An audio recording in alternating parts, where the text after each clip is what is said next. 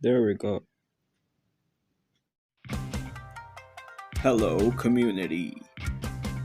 Do you like to play a hero that might be made just for a Jujutsu Kaisen collaboration? Do you like to say fuck you in the face of those players that challenge you to a 1v1 after the game? Because why do it after when you can do it right now? Do you like to play a fighter that is really an assassin?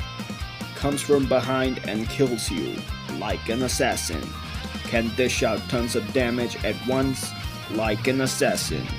And might potentially be in a love triangle, like an assassin. Your answer is yes. Then change your profession into kidnapping and grab that Chinaman's booty. My name is RYZ Gaming, aka Shinmentakezo, and this is YIN in Ultra Quick Pace Guide.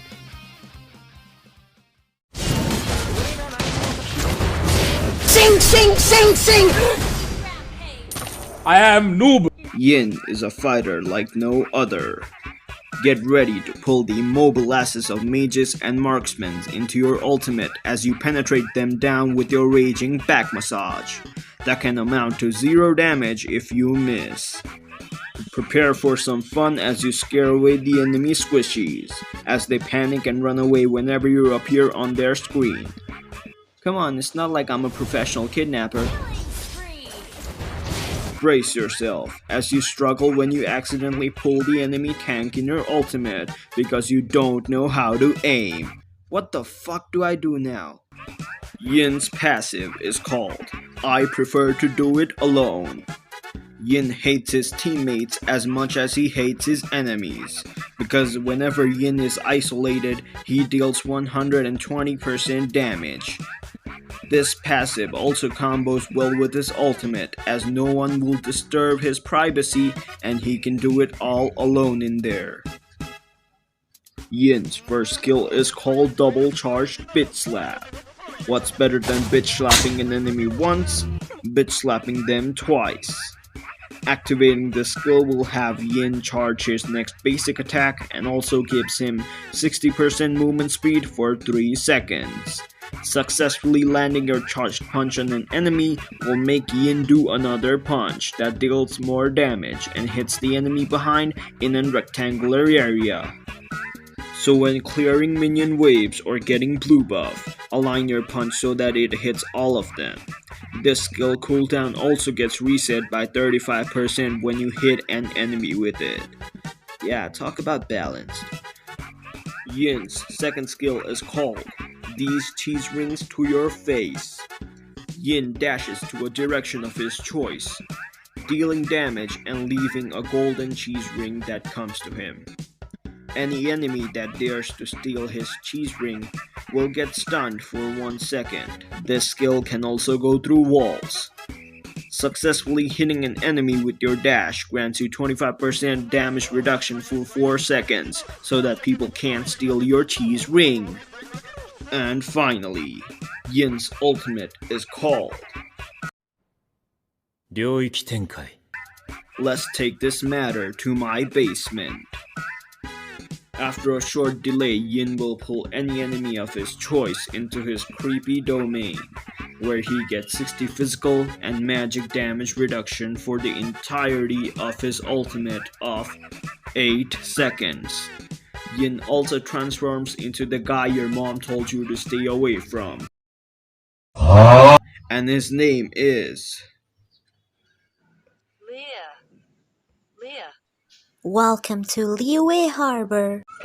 first skill is called I really wish enemies didn't have movement wheel so I can hit them 10 times and not die. Because that's what you'll be saying when you press skill 1 first instead of your skill 2 like a total idiot. Pressing this skill will make Lieh slam the ground ahead of him a maximum of 10 times. Each slam deals damage and slows down the enemy. Each slam is faster in projection than the previous one. During this skill, Lieh is unable to move, making it possible for enemies to pull the secret JoJo move on you. But who cares about that when you have your second skill?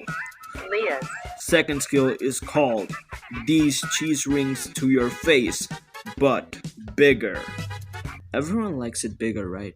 Pressing this skill makes Lieh dash and kick their targets in their nuts and applies a slight knockback to them. It is almost the same thing as Yin's second skill, but this time you're praying the enemies they don't dodge your cheese rings or they don't purify it.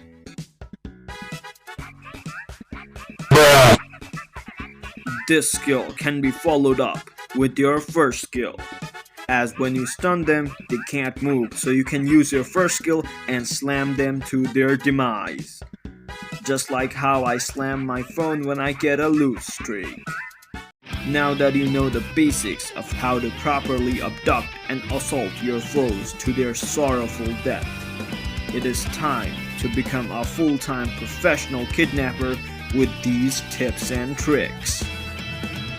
For the battle spell, use Flicker to say fuck you to the social distance between you and your enemies. You can also use it to escape from sticky situations. Execute if you want to secure our kill.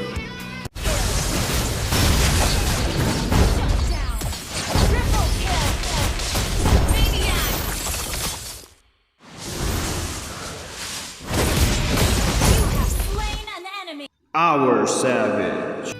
And if you're going to the jungle, then pick Retribution, or else you will look very stupid.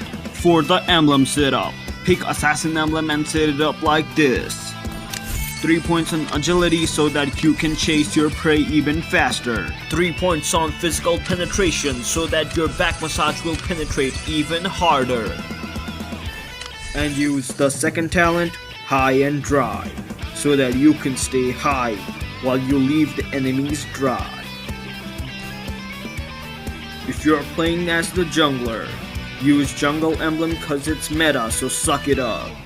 And if you set it up like this, put up your points on damage to jungle creeps and damage reduction from jungle creeps, and then use Demon Slayer as your talent, cause Demon Slayer equals plot armor.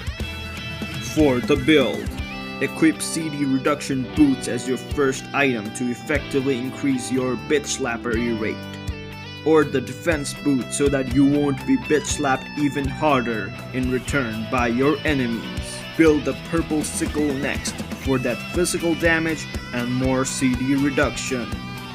You can use the extra movement speed from its passive to chase down your enemies if they manage to run. Kidnap Balmond and steal his Bloodlust Axe for that delicious spell vamp and CD reduction when clearing jungle monsters. Kidnap Aulus and steal Aulus's axe too for more CD reduction and to effectively use it to knock down any foes. Next, obtain the big green dick sword for the pure damage and wrap it up with immortality, cause kidnappers don't die. Put in mind, when taking the blue buff or killing minion waves, try to align your first skill so that it hits them with a single blow.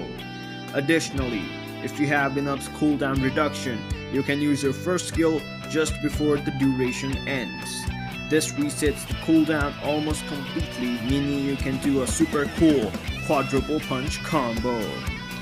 If your enemies have a lot of dash skills, then chill in a bush and wait for them to use all of their dashes. Then you can use your ult so that they can't dodge your stun. Except for 1-1 and Fanny, because they are so fucking annoying. Avoid kidnapping enemies that are tanks or tankier than you. Cause imagine a crony ass guy trying to kidnap the buff dude. Yeah, that's what I thought. If you do manage to kill your enemies in the basement and pop back out, you will still be in your Lieh form, which means all your skill cooldown will reset, and when you pop back out, you can use your second skill and first skill combo to the people outside.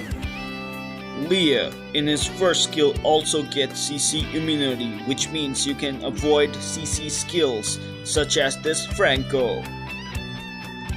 Also, be careful while you're ulting your enemies, because once you pop out, there might be a huge enemy crew waiting just for you to pop back out. They ask you how you are, you just have to say that you're fine when you're not really fine.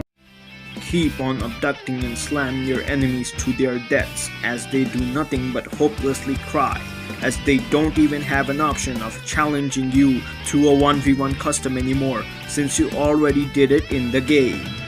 And eventually, you will achieve the yin-yang greatness. And always remember, if they refuse to do it one-on-one with you, do them with your homies. Thank you so much for watching. My name is Shinmentakezo. Leave a like if you enjoyed, subscribe for more, and I'll see you in the next video.